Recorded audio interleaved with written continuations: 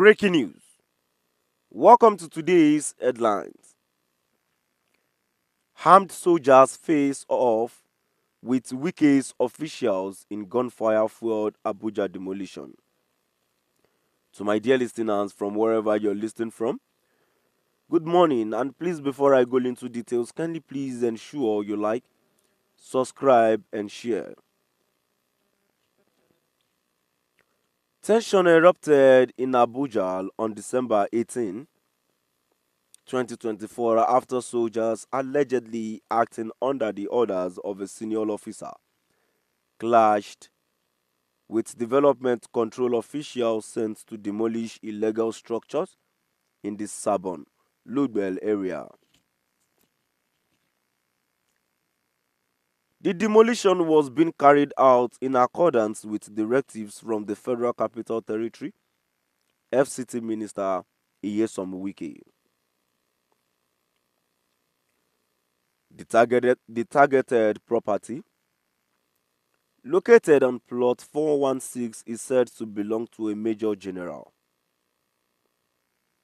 When officials arrived to dismantle a fence, they were controlled by soldiers in a vehicle with obscured license plates. The soldiers blocked the exit, preventing the officials from leaving and issuing threats, including one stating that someone would die today.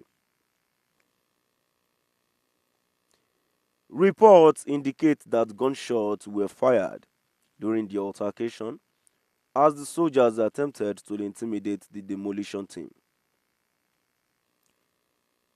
According to eyewitnesses, the situation escalated when one of the soldiers, identified as Private Jamilu, confronted the caterpillar operator and pointed his rifle at him, demanding that he stop working. The operator complied but was then attacked by the soldiers, who physically assaulted him and tore his shirt. Private Jamilu then shot out the tires of the caterpillar and called for reinforcement. The Major General arrived with additional soldiers, took the enforcement team on stage, and caused further damage by deflating the tires of the vehicles.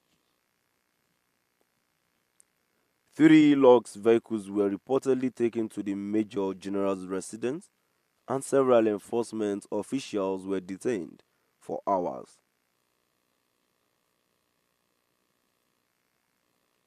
Despite the arrival of the DPO Trademore, the Major General refused to cooperate, that the situation remained unresolved. The DPO left the scene, stating that she would return later. The incident has raised questions about the involvement of military forces in civil matters and has sparked public debate on the escalating tensions between government officials and military personnel in Abuja. To my dear listeners from wherever you're listening from, now I've come to the end of our today's news, and now let's move down to the comment section. The first comment I have here says Wike should tread with caution and not allow them to continue using him as he did in Rivers State. Another comment here says it is only in this country, in Nigeria, in the whole world, that the military feel far above civil order, and this is seriously becoming an affront on the democratic principle of a nation. It is high time men of armed forces called to order need to be told that they are not above the law. Another comment here says, is Wike dead or still breathing? What is holding the soldiers from doing the needful? Coup should start from Wike. A comment here says several ministers of FCT have come and gone with past administrations, but today FCT minister is making a wave on social media in manner is carrying out his assignment. Another comment here says Oga Wike should know he will not be in power forever.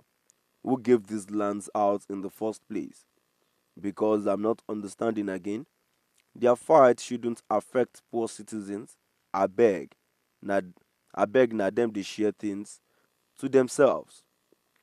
Another comment here says, Wike na God.